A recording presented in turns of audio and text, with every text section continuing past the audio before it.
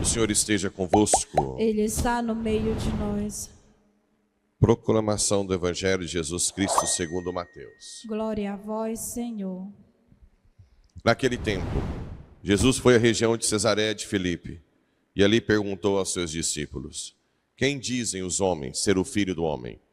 Eles responderam: alguns dizem que é João Batista, outros que é Elias, outros ainda que é Jeremias ou algum dos profetas. Então Jesus lhes perguntou: e vós, quem dizeis que eu sou? Simão Pedro respondeu: tu és o Messias, o Filho do Deus vivo. Respondendo, Jesus lhe disse: feliz és tu, Simão, filho de Jonas, porque não foi um ser humano que te revelou isso, mas o meu Pai que está no céu. Por isso eu te digo que tu és Pedro, e sobre esta pedra construirei a minha igreja. E o poder do inferno nunca poderá vencê-la. Eu te darei as chaves do reino dos céus. Tudo que tu ligares na terra será ligado nos céus. Tudo que tu desligares na terra será desligado nos céus. Jesus então ordenou aos discípulos que não dissessem a ninguém que ele era o Messias. Jesus começou a mostrar aos seus discípulos que devia ir a Jerusalém e sofrer muito da parte dos anciãos, dos sumos sacerdotes e dos mestres da lei, e que devia ser morto e ressuscitar no terceiro dia. Então Pedro tomou Jesus à parte e começou a repreendê-lo, dizendo: Deus não permita tal coisa, Senhor, que isso nunca te aconteça. Jesus, porém, voltou-se para Pedro e disse: vai para longe, Satanás. Tu és para mim uma pedra de tropeço, porque não pensas as coisas de Deus, mas sim as coisas dos homens. Palavra da salvação. Glória a vós, Senhor. Caríssimos irmãos e irmãs rádio ouvintes que nos acompanham pelas redes sociais. A leitura do livro de Números hoje é uma leitura que fala de um momento que ficou muito marcado, que é a água de Meriba. Tem até o Salmo 94, 95, não? Que diz que nós façamos como em Meriba, né? O povo desprezou Deus. Na verdade, o povo desprezava Deus no deserto o tempo inteiro. O tempo inteiro, né? Aqui houve a morte de Maria, que é de Arão, e depois o povo entra em motim contra Moisés e Arão, porque não tinha água naquele momento, não confiavam que Deus poderia prover água quando quisesse. E Moisés e Arão também começaram a requerer de Deus, e foi nesse momento que Deus prometeu que Moisés não entraria na terra prometida por não confiar nele. Não é isso que fala aqui? No final: visto que não acreditastes em mim para manifestar a minha santidade aos olhos dos filhos de Israel, não introduzireis este povo na terra que lhe vou dar. Aqui é a sentença de Moisés. Apesar de ser o menino dos olhos de Deus, a sua incapacidade de crer que Deus poderia manter aquele povo vivo até chegar na terra prometida, fez com que Moisés morresse antes de chegar na terra prometida. A terra prometida hoje para nós é o céu. O deserto é essa vida. Os profetas hoje que falam a verdade, padres, bispos, são aqueles que são criticados. E o povo que murmura é o povo dessa vida, nesta vida. Porque na terra nunca se tem tudo. Por isso que aqui é deserto, gente, na questão espiritual.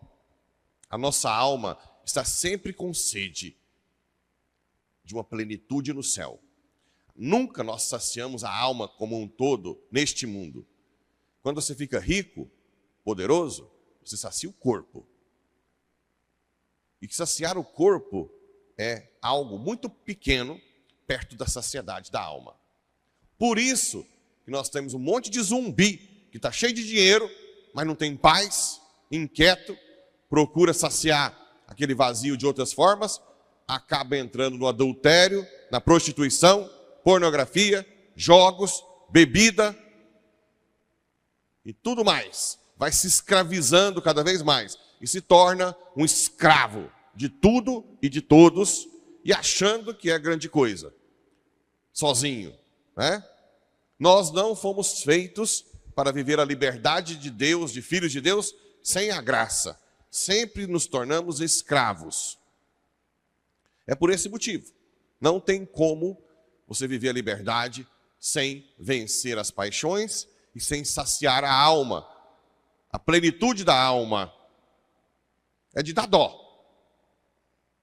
Enquanto muitos lá fora, estupidamente, ainda têm inveja de quem só tem dinheiro e poder, porque não sabe da grandeza sobrenatural, da plenitude, da saciedade da alma, está um monte de zumbi, bebendo, que já chegou em algum nível de poder e dinheiro, bebendo e lá e tentando saciar, e um outro monte de zumbi, com inveja de ter aquilo, para depois se escravizar mais. E o pobre do padre, no meio dos dois, chamando os dois de doidos, né? Porque não vem, não entrega a sua vida para Deus, gritando no meio do deserto. É ou não é a mesma coisa que acontecia no deserto? A mesma coisa. A mesma coisa. Fica lá, né? O pobre, o padre. Sai dessa vida estúpida que vocês estão vivendo, acordando cedo e dormindo tarde, para não saciar a alma, ficar inquieto, para juntar mais e mais coisas, e no final da vida, a terceira morte, a morte do inferno. O tempo inteiro, nós temos que ficar gritando, né? Mas, fazer o quê? A história se repete na humanidade por décadas e décadas e décadas e décadas, né? E aí, o pior de tudo, é um grupo que nem é que vem à igreja. É o grupo desses aí que vem à igreja e exige uma igreja à sua medida. Tem que ser do meu jeito. Tem que aceitar as minhas condições, do jeito que eu quero. Se o padre não fizer como eu quero, eu não aceito. Aí é para acabar o piqui do Goiás mesmo. Aí é para, né? Então nós estamos vivendo momentos dramáticos, sem contar a frieza. Nós estamos vivendo um momento tão pesado no Brasil, eu duvido que a maioria das pessoas estejam rezando para combater esses demônios que estão indo lá. Eu duvido. A maioria está aí apático. Alguns até achando bom, outros até achando, não, porque tem que pagar o quê? Cercar um monte de gente que não teve nem processo e meter numa cadeia. Pelo amor de Deus, tem que acordar, né? Nós estamos vivendo a maior ação satânica nos poderes.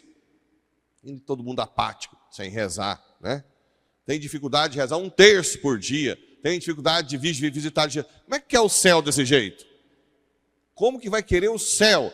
Se para tudo no mundo precisa de muito esforço. Tudo. Para ganhar uma medalhazinha de Olimpíada precisa de um esforço fora do normal. Para ganhar o céu, quer ir na banguela, no ponto morto. Vai no ponto morto de banguela, onde você vai parar? Né? Onde você vai parar? Não dá. Só muda a época. Só muda a época. E não vai ser salvo, gente. Na conjuntura que nós estamos vivendo, o capeta com essa carta branca que ele tem, se não rezar de verdade. Terço para mim é só o mínimo. Adoração de meia hora é o mínimo. Leitura da Bíblia de 10 minutos é o mínimo. Comunhão o máximo de vezes. Missa dominical nem se fala. Penitência, um jejumzinho de vez em quando. E caridade, dízimo. Ajudar os pobres. Se não fizer isso, não vai dar conta de aguentar esses últimos tempos. Nós estamos vivendo os últimos tempos. Uma apostasia geral. Ninguém está nem aí, todo mundo apático, né? Todas as coisas mais absurdas, até dentro da igreja, em alguma parte da hierarquia, com posturas horríveis, horripilantes, com totalmente sem se manifestar também diante dessas injustiças, e ainda com ideologias, né? Gente que abre a boca agora para cuidar da Amazônia, para cuidar do sei lá o quê, mas do aborto que está sendo liberado, ninguém fala nada, desses povo preso. Estamos vivendo, o que é isso? Uma coisa fora do normal, uma hipocrisia. Quem é que vai cuidar de tartaruguinha se está matando criança no ventre, meu Deus do céu? Que moral que tem de cuidar das... Tanto é que na COP agora estão fazendo uma estrada na Amazônia que está destruindo muito mais. Uma corrupção nessa COP mais que tudo. Quem está preocupado agora com a árvorezinha, com um pai de família preso? Como é que pode um negócio desse? E o Evangelho de Mateus, que Jesus pergunta: quem diz os homens que eu sou? Para viver nesse deserto, com a luz, sem ser topeira, você precisa ter contato com Jesus, descobrir quem é Ele, né? Aí sai de tudo, né? Elias, João Batista, hoje na sociedade, é um ser evoluído, é um cara inteligente. O cara não sabe nem quem é Jesus, não sabe que ele é próprio Deus. Para mim é um cara inteligente, é um cara, de vez em quando tem que ouvir uns trem desses, né? Não sei como é que não vomito na hora de ouvir umas. Quem que é você? Quem sabe o que é Jesus? É a igreja. Jesus é filho de Deus, é o Filho encarnado, gerado na eternidade, né? E é isso que Pedro responde: tu és o Messias, o Filho de Deus vivo. E aí Jesus diz: feliz és tu, Simão, filho de Jonas, porque não foi um ser humano que te revelou isso, mas meu Pai que está no céu. Por isso eu te digo que tu és Pedro, e sobre esta pedra construirei a minha igreja. Essa história que Jesus não fundou igreja, Jesus não fundou placa de igreja. Como não fundou? Tu és a minha igreja. É simples saber.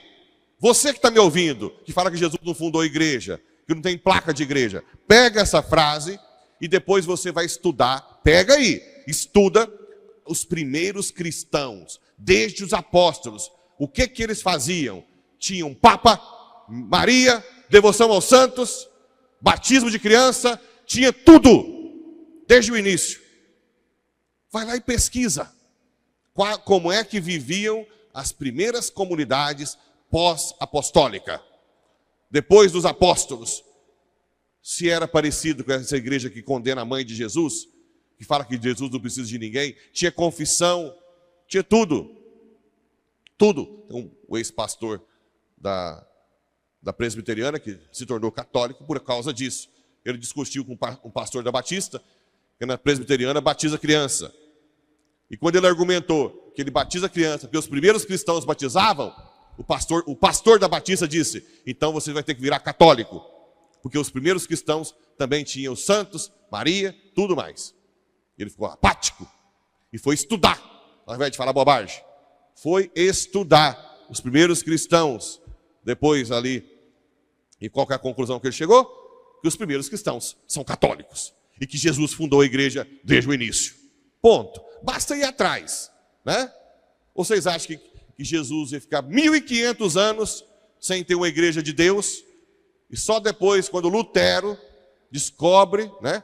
E essas igrejas de hoje não tem nada a ver com Lutero também, né?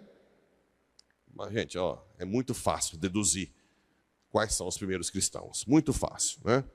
Não tem nem que fazer esforço. Basta ser humilde, reconhecer. Muito bem. E quando Jesus diz que tem que sofrer muito, o que acontece? Pedro nega. Aqui é um critério de credibilidade do Evangelho. Quando Pedro nega que Jesus deve sofrer, Jesus fala para Pedro: afasta-te, Satanás, você é pedra de tropeço. A mesma pedra que era a fundação da igreja, agora se torna pedra de tropeço. Bem, se fosse mentira, se os apóstolos estivessem mentindo que Jesus ressuscitou, como foi criado na época a fala, então isso aqui não aconteceria. Eles não iam contra o chefe deles. Eles não iriam contra o chefe deles, né? Falar que afasta Satanás. Então, um critério que realmente a Bíblia é credível. Tanta gente quer provar que a Bíblia não é humana, não é de Deus, até hoje não dá conta. Pode juntar cientista para lá, cientista para cá.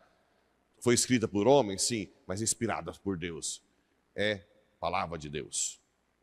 Que Nossa Senhora da guia nos guie no meio desse deserto, sem murmurar. Ao invés de murmurar, vem rezar mais e pedir para Deus abrir nossos olhos, para nós vermos quem é realmente Jesus, o Filho de Deus, e Ele nos ajudar a chegarmos na terra prometida. Cuidado, para nós não ficar, até Moisés não chegou, né?